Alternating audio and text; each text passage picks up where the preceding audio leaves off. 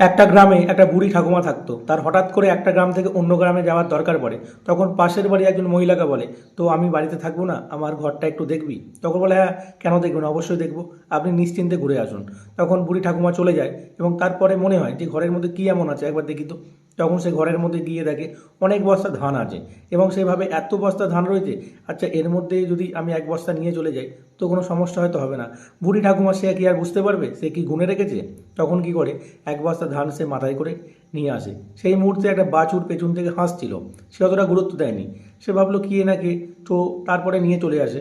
সন্ধেবেলা সেই বুড়ি ঠাকুমা ফেরে এবং বুড়ি ঠাকুমাকে জিজ্ঞেস করে, আচ্ছা তোমার বাছুরটা কি হাসে?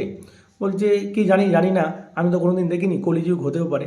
তো তার মনটা মনে হয় যা বাছুরটার কাছে গিয়ে একবার দেখি।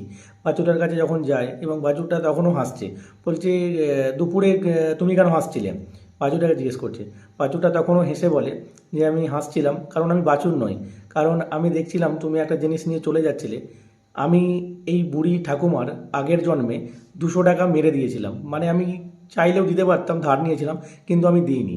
আমি যখন মারা গেলাম, যখন উপরে গেলাম এবং স্বর্গে আমার যখন বিচার হচ্ছে, আমি 200 টাকা আমি এই বুড়ি ঠাকুমার মেরে দিয়েছিলাম। সেই কারণে সেই টাকাটা আমি চাইলে দিতে পারতাম, তখন কিন্তু আমি টাকাটা দিইনি। সেই কারণের জন্য আজকে এই গরুর বাছুর করে পাঠিয়েছে আমাকে।